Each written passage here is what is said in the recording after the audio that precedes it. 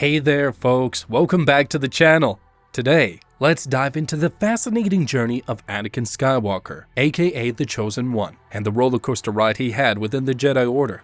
Anakin's always been a bit of a hot topic among the Jedi, you know. His confidence often came off as a tad brash, but hey, the guy had the skills to back it up. From the get-go, Anakin showcased his prowess on the battlefield and aced missions as a Jedi Guardian throughout the galaxy.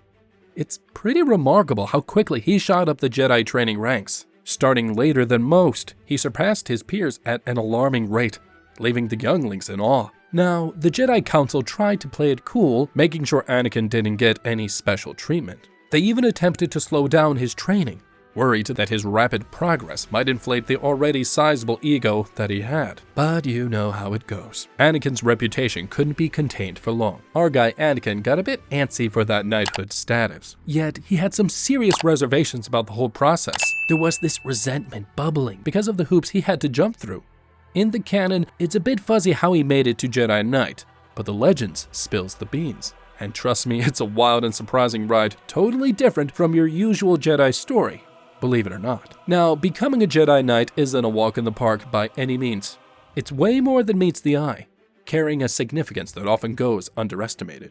Sure, it might seem like Jedi Knights are a dime a dozen in the Jedi Order, but we've got to remember that being a Jedi Knight is a big deal. It's not just a title, it's the symbol of the Order, demanding the utmost respect and a wholehearted commitment to the light side. You see, the Jedi's life goal is to don that Knight title and become a watchman of peace, serving the galaxy with honor.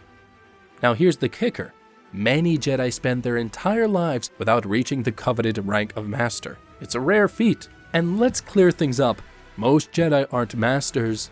Nope, not at all. Nope, not at all. Mastery is like a distant star, reserved for those who truly shine amongst others in combat, diplomacy, or exhibit special force gifts. The thing is, being a Jedi Knight isn't just a stepping stone like the Padawan face, it's a destination in itself. Take Luke Skywalker, for example. For him, being a Jedi Knight was the real deal.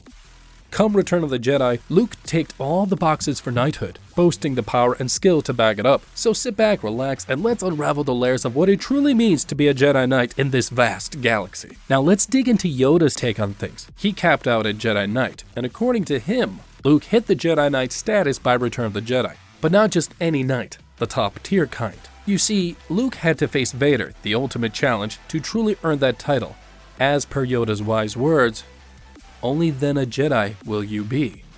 But Anakin, he wasn't thrilled about that notion. Proud as can be, he thought he already aced the Jedi criteria, even before the geonosis showed up. At one point, he even boldly claimed he could take on Yoda in a lightsaber duel. Mind you, this was before the attack of the clones chaos kicked in. But hold up though. Before all that clones business, Anakin already hit the mark for a standard Jedi Knight. Yeah, he met the criteria, even if he was a bit full of himself. As a Padawan, Anakin's skills outshone many, including some Masters. Sure, he stumbled a bit, but let's not forget, he faced some serious nightmares and challenges, making him a solid candidate for the Jedi real deal. Yet it's his wild streak and pride that kept those Jedi Masters on high alert, and because of it, the saga continued. While it's not officially confirmed, there's a hint that the Jedi Council might have put the brakes on Anakin's journey to becoming a Jedi Knight and, eventually, a Master. Anakin's training zoomed at warp speed. Despite joining the Jedi Order late, he got himself a Master, none other than Obi-Wan Kenobi. No youngling trials for him, he skipped that step and dove straight into being trained by a Jedi Master. Talk about a shortcut! I mean, this naturally fueled Anakin's tendency to feel a step ahead of everyone. Assigned to Obi-Wan, who he saw as his biggest rival, Anakin always had this knack for always measuring himself against his Master in a constant comparison game. And now here's where things get really interesting. The Jedi Trials. Anakin, it seems, wasn't thrilled about going through the whole shebang. In the Jedi Path book, he scribbled this gem. Master Obi-Wan didn't have to pass the formal trials, so I don't see why I should have to. Resentment brewing much? Right? This set the stage for Anakin's journey, where he's not entirely on board with the traditional Jedi path. But buckle up, because it gets really interesting. Now let's rewind a bit and shine a light on why Kenobi got a free pass from the Jedi Trials after conquering Darth Maul on Naboo. It's a really juicy tidbit worth exploring. Before we dive deeper, let's break down what these Jedi Trials are all about and why some Jedis got exceptions. The trials have been Jedi traditions for eons, evolving over time.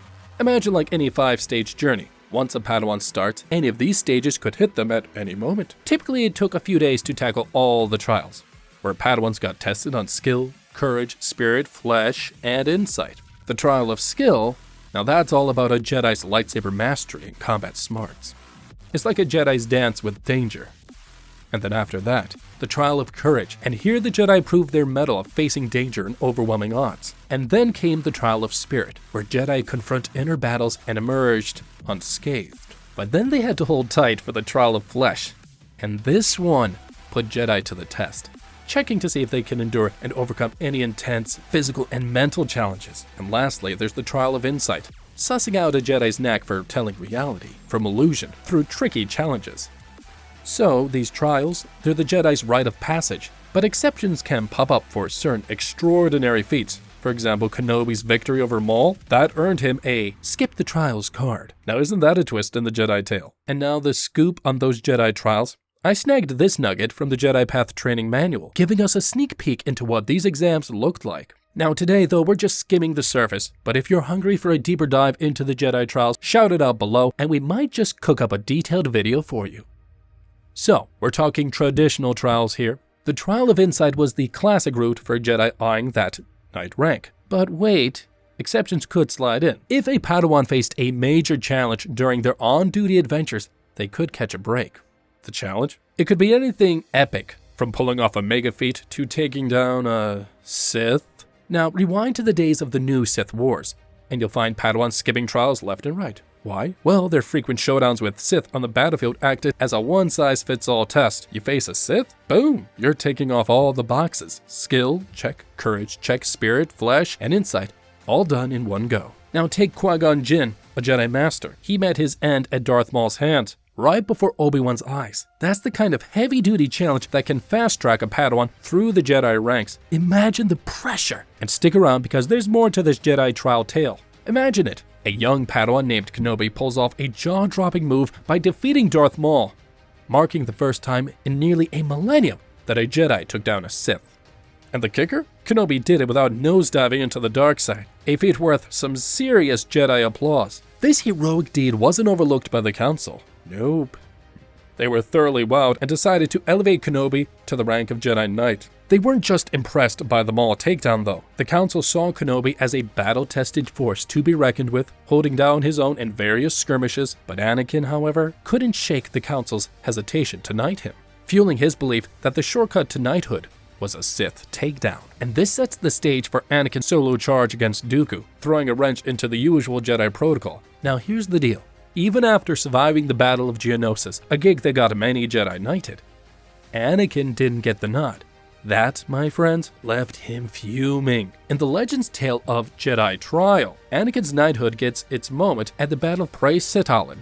This planet fought off Separatist rule and landed under Republic control. The events on Praise Setalin would be the spark that finally lit Anakin's Jedi path. So, a genius move by a Confederate tactician, Porus Toneth, threw the Jedi and the Republic into an unexpected war, Operation Case White, a slick maneuver that went unnoticed by the wider Republic. Word eventually reached the Republic, and the Council sent Master Najah and Padawan Anakin Skywalker, backed by a battalion of Republic troops, to sort things out. But here's the twist. Porus Toneth had nabbed the planet's government figures. Anakin, fueled by rage after losing the chief administrator during a hostage rescue, went full force against the battle droids. Separated from the team, Anakin chased down Porus, teetering on the edge of giving into anger. Qui-Gon's voice pulled him back, and Anakin made the tough call to arrest instead of kill. But the drama didn't end there. Anakin's risky attack run on the Separatist command ship left everyone thinking he perished. And then, surprise, he pulled off a last-minute escape, showcasing his courage and brains.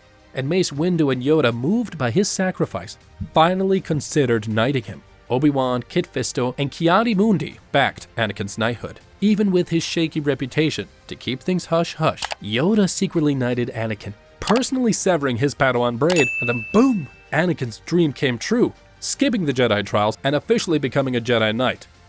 Good old Jedi drama at its finest, folks. If you enjoyed this video, then do visit our channel for more similar content. May the Force be with you.